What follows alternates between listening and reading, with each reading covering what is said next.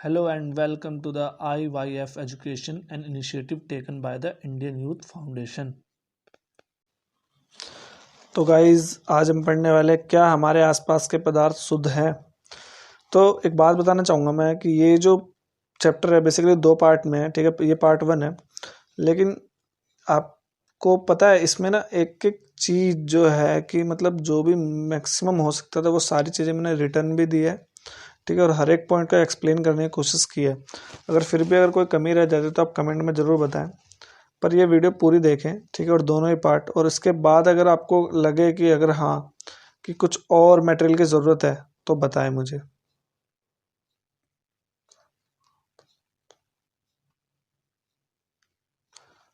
तो चलिए शुरू करते हैं।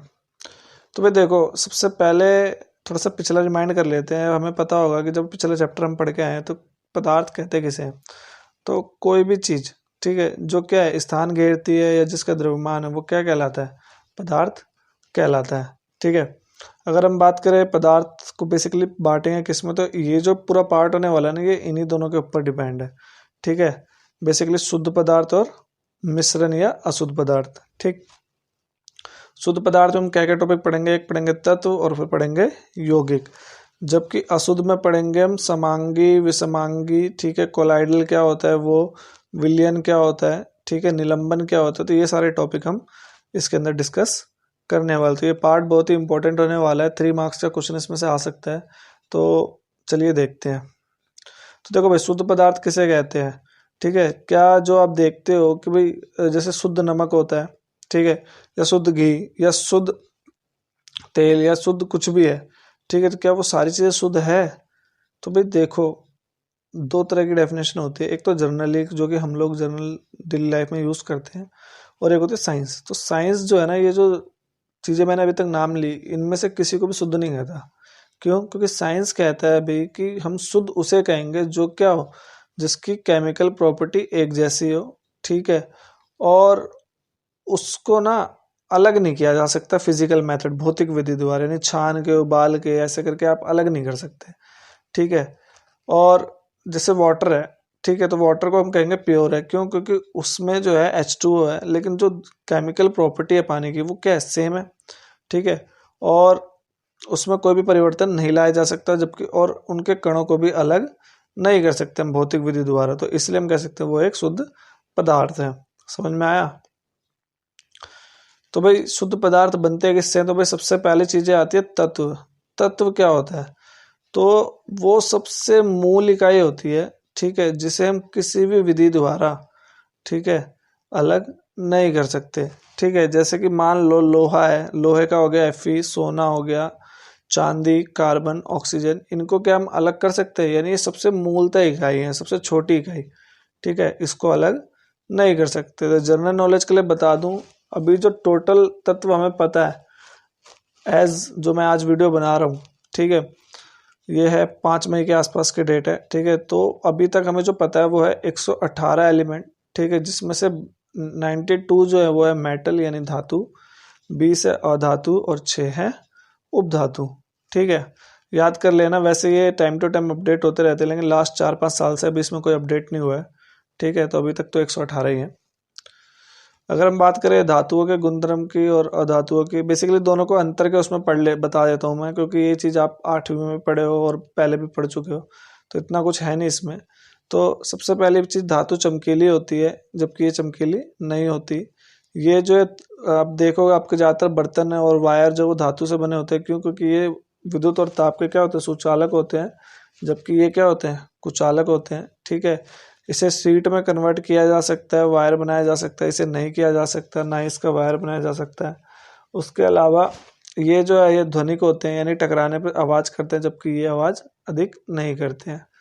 उपधातु क्या होता है? तो बेसिकली उपधातु वो उन चीज़ों को कहते हैं जो बेसिकली क्या है, दोनों के बीच के होते हैं, जिसकी प्रॉपर्टी जो है ना दोनों की तरह होती है, थोड़ी मेटेलिक प्रॉपर्टी भी और थोड़ी नॉन मेटेलिक भी, ठीक है। तो उसे हम क्या कहेंगे, उपधातु कहेंगे। जैसे बोरोन, सिलिकॉन, ठीक है, जर्मेनियम, याद रख लेना ये। अगर हम बात करें यौगिक की, तो यौगिक क्या होते हैं, 2 या 2 से अधिक तत्वों से जो मिलकर बनता है उसे हम क्या कहते हैं, यौगिक कहते हैं, ठीक है। जैसे कि आप कह सकते हो, जैसे जल हो गया, नमक हो गया, चीनी हो गया, अल्कोहल हो गया, कार्बन डाइऑक्साइड हो गया, सारे के सारे यौगिक है। जैसे वाटर के अंदर क्या होता है, हाइड्रोजन होती है और ऑक्सीजन होती है। नमक के अंदर क्या होता है, सोडियम होता है और क्लोरीन होता है। ठीक है, तो ये इस तरीके से कह सकते हैं हम क्या है कि ये सभी यौगिक। कार्बन डाइऑक्साइड में कार्बन होता है, ऑक्सीजन होता है। ठीक है, तो यानी यहाँ पर क्या है, दो या दो से अधिक तत्व मिलकर क्या बना रहे हैं, एक पदार्थ बना रहे हैं, जिसे हम क्या कह सकते हैं, यौगिक कह सकते हैं। अब दोनों में डिफरेंस क्या होता है, तत्व और यौगिक में? तो भाई तत्व जो है एक ही प्रकार के परमाणु होते हैं, जबकि इसमें क्या होते हैं, दो या दो से अधिक हो सकते हैं। ठीक है, जैसे HNO3 हो गया तो उसमें तीन हो गए, H हो गया हाइड्रोजन, N हो गया नाइट्रोजन और O हो गया ऑक्सीजन। जबकि इसमें क्या होता है, सिंपल, यानी हाइड्रोजन का तो H ही रहेगा।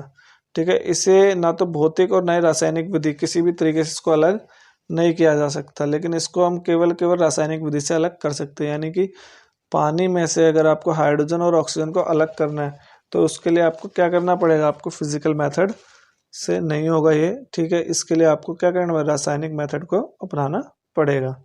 ये बेसिकली सबसे मूल चीज होते हैं किसी भी पदार्थ के, यानी इससे नीचे कुछ नहीं हो सकता।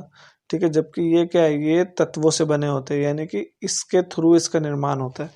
ठीक है, तो यानी मूल क्या हो गया, ये हो गया। समझ में आया?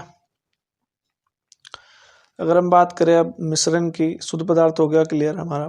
अब बात करते हैं मिश्रण की। तो मिश्रण क्या है, तो भाई जो दो या दो से अधिक तत्व यौगिक या शुद्ध पदार्थ से, ठीक है, बने हो, उन्हें हम क्या कहते हैं, मिश्रण कहते हैं। जैसे कि हमारा हो गया वायु। ठीक है, वायु के अंदर क्या होता है, ऑक्सीजन होता है, नाइट्रोजन होता है, आर्गन, कार्बन डाइऑक्साइड और बहुत सारे गैसेस होते हैं। ठीक है, तो ये क्या कह सकते हैं, मिश्रण है। मिश्रण के आसपास के एग्जाम्पल हैं, तो यहाँ पे मैंने कुछ डायग्राम्स बना रखे हैं, देख लो। ये हो गया, ये हो गया, ये सभी के सभी क्या है, मिक्सचर के एग्जाम्पल है। अब भाई मिश्रण को बेसिकली दो हिस्सों में बांटते हैं, समांगी और विषमांगी। समांगी क्या होता है, तो जहाँ पर क्या होता है, चीजें बराबर रूप से मिल जाती है। यानी कि जैसे नमक और पानी को मिक्स करते हो तो पानी और नमक क्या पूर्ण रूप से मिश्रित हो जाता है, तो वो क्या हो जाएगा, आपका समांगी मिश्रण हो जाएगा। पानी और चीनी का मिश्रण हो गया, वो भी समांगी हो गया। ठीक है, यानी कि ऊपर से नीचे तक आपका क्या, एक प्रकार का एक ही तरह से मिश्रण हो, तो उसे हम क्या कहेंगे, समांगी मिश्रण कहेंगे। बात करें विषमांगी की, तो विषमांगी वो है जिसमें क्या है, अलग अलग छोटे कण हमें दिख सकते हैं। ठीक है, यानी कि कहीं पे घनत्व ज्यादा होगा, कहीं पे घनत्व कम होगा। जैसे कि आप कह सकते हो कि चीनी और बालू का मिश्रण, ठीक है, तो वहां पर क्या है, हर जगह मिश्रण क्या है, बराबर नहीं होगा, तो इसको हम क्या कह सकते हैं, ठीक है, कि ये विषमांगी मिश्रण है। या दूसरा हम कहें कि भाई रेत का और पानी का मिश्रण। ठीक है, रेत क्या होता है, नीचे की ओर घनत्व ज्यादा होगा, जबकि ऊपर की ओर घनत्व क्या होगा, उसका कम होगा। ठीक है, अब बात करें अगर विलयन की, तो विलयन क्या है, दो या दो से अधिक पदार्थ के समांगी मिश्रण को विलयन कहते हैं। यानी जो कोई भी दो पदार्थों का मिश्रण ऐसा जिसमें वो क्या पूर्ण रूप से मिले हुए हो, तो उसे हम क्या कहेंगे, विलयन कहेंगे। जैसे नींबू जल, सोडा। ठीक है, इसके जो एग्जाम्पल मैं आगे बताने वाला हूँ उससे क्वेश्चंस आते हैं 1 मार्क्स के, तो ध्यान से देखना उसको भी। ठीक है, तो लेकिन विलयन होता क्या है, तो विलयन को भाई दो हिस्सों में बांटते हैं हम। ठीक है, विलय और विलायक। अब देखो शब्दावली देखो, विलय 3 अक्षरों से बना है और विलायक 4 अक्षरों से। ठीक है, तो विलयन में जिसकी मात्रा कम होती है ना, उसे हम कहते हैं विलय। तो इसकी स्पेलिंग छोटी, तो ऐसे भी याद रखना, जिसकी स्पेलिंग छोटी है उसकी मात्रा कम होगी, और जिसकी शब्दावली बड़ी है उसकी मात्रा अधिक होगी। तो जिसकी मात्रा अधिक होती है उसे हम क्या कहते हैं, विलायक कहते हैं। जैसे नमक पानी के घोल में विलय क्या हो जाएगा, नमक, और विलायक क्या हो जाएगा, पानी। ठीक है, या चीनी और पानी के मिश्रण में क्या हो जाएगा, तो चीनी हो जाएगा विलय, और विलायक क्या हो जाएगा, पानी। समझ में आया? इसके एग्जाम्पल्स देख लो, क्योंकि इससे क्वेश्चन पूछे जाते हैं। तो पहला एग्जाम्पल तो ये है कि भाई चीनी और जल में, तो भाई देखो चीनी की मात्रा कम होगी तो चीनी विलय हो जाएगा और जल विलायक हो जाएगा। ठीक है, और सबसे इम्पोर्टेंट होता है ये टिंचर आयोडीन। बच्चों को पता ही नहीं होता टिंचर आयोडीन क्या है। ठीक है, तो टिंचर जो वो अल्कोहल है। ठीक है, जबकि आयोडीन जो है, ठीक है, वो एक एलिमेंट है। तो आपसे पूछा जाए तो इसमें अल्कोहल जो है वो क्या हो जाएगा, विलायक, और आयोडीन विलय। तो ये नाम जरूर याद कर लेना। ठीक है, उसके अलावा सोडा वाटर पिया होगा आप लोगों ने। ठीक है, कोक, पेप्सी वगैरह वगैरह, तो उसमें क्या होता है, उसमें कार्बन डाइऑक्साइड गैस होती है। तो गैस जो होगी वो विलय हो गई, और जो आपका वो हो गया पानी, वो हो गया विलायक। ठीक है, और हमारे जो इन्वायरमेंट में गैसेस है उसमें विलय क्या होगा, ठीक है, और विलायक क्या होगा, तो बेसिकली आप कह सकते हो कि नाइट्रोजन जो है ना, ठीक है, वो क्या है, वो है आपका विलायक, ठीक है, जबकि अन्य गैस क्या है, विलेय है। अब विलयन की बात करें तो विलयन के गुण क्या क्या होते हैं, तो भाई देखो एक समांगी मिश्रण होता है जो कि डेफिनेशन से हमें पता लग गया। इसके कण जो है 1 नैनोमीटर होते हैं, यानी कि आप कह सकते हो कि 1 मीटर का 100 करोड़वां हिस्सा, ठीक है, तो इतने छोटे होते हैं, यानी अरबवां हिस्सा कह सकते हो आप, ठीक। और इतने छोटे होते हैं कि इसको हम क्या कर सकते हैं, अपनी नग्न आंखों से नहीं देख सकते, ठीक है। और अगर हम मान लो कि इसमें से प्रकाश को हम पार करें तो ये प्रकाश की किरण को फैलाते नहीं है, ठीक है, इसलिए क्या है कि इनका मार्ग दिखाई नहीं देता है, ठीक। उसके अलावा क्या है कि अगर मान लो नमक पानी का मिश्रण है तो क्या आप इसको छानने विधि द्वारा अलग कर सकते हो, नहीं कर सकते। थोड़ी देर छोड़ो तो क्या नमक नीचे बैठेगा, नहीं बैठेगा। तो यानी कि ना तो इसे छानने द्वारा अलग किया जा सकता है, ना ही इसको थोड़ी देर छोड़ने पर। तो इसके लिए हम कह सकते हैं ये विलयन क्या होते हैं, अस्थायी विलयन होते हैं। समझ में आया। अब बात करें कोलाइडल की, तो कोलाइडल क्या है, तो ये एक विषमांगी मिश्रण होता है, ठीक है, जिसमें विलय क्या होते हैं, बहुत ही सूक्ष्म अवस्था में उपस्थित होते हैं, ठीक है। और इसके जो विलय के कणों का आकार है उसे कोलाइड कहा जाता है, ठीक है। और विलय जो होती है वो क्या होती है, कोलाइड अवस्था में होती है। इसके गुणधर्म क्या होते हैं, विषमांगी मिश्रण है, ठीक है। उसके अलावा क्या है कि इतना छोटे कण होते हैं इसके कि इसको हम आंखों से नहीं देख सकते, ठीक है। लेकिन ये जो है प्रकाश को क्या करते हैं, फैला देते हैं, जिसके कारण क्या होता है, टिंडल प्रभाव हमें देखने को मिलता है, ठीक है। यहाँ पर आप देख रहे होगे पेड़ के बीचों से रोशनी आ रही है, ठीक है। ये रोशनी क्या है, ये बेसिकली छोटे छोटे कणों की वजह से फैल रही है, जिसे हम क्या कहते हैं, टिंडल प्रभाव कहते हैं।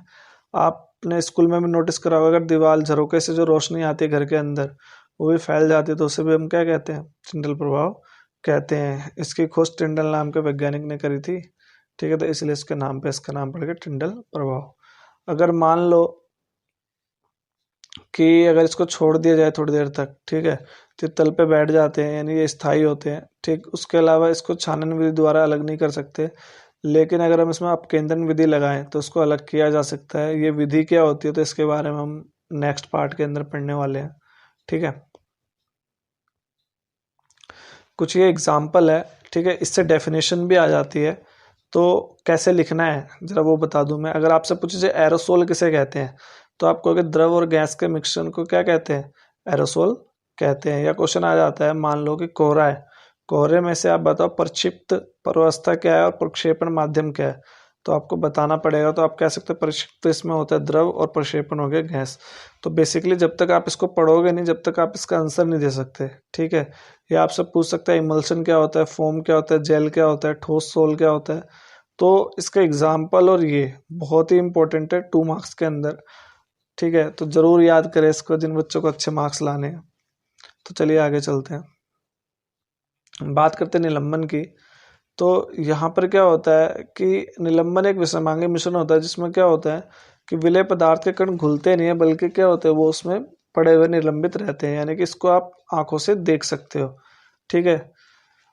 ये पहली प्रॉपर्टी, विषमांगी मिश्रण होते हैं। दूसरा, इनके कणों को आंखों से देख सकते हैं, ठीक है। और जो ये प्रकाश के कण है उसको क्या करते हैं, फैला देते हैं। और अगर मान लो इसको छोड़ दोगे थोड़ी देर के लिए, ठीक है, तो नीचे बैठ जाएंगे, जिससे हम कह सकते हैं ये क्या होता है, अस्थायी होता है। और क्योंकि इसके कण इतने बड़े होते हैं कि हम इसे देख सकते हैं, तो इसे हम छानन विधि द्वारा भी अलग कर सकते हैं, ठीक। उसके अलावा अगर कुछ देर छोड़ दोगे तो ये क्या होगा, कण नीचे बैठ जाएगा, और इससे क्या होगा कि निलंबन समाप्त हो जाता है। So guys, thank you for listening. Please like, share and subscribe our channel.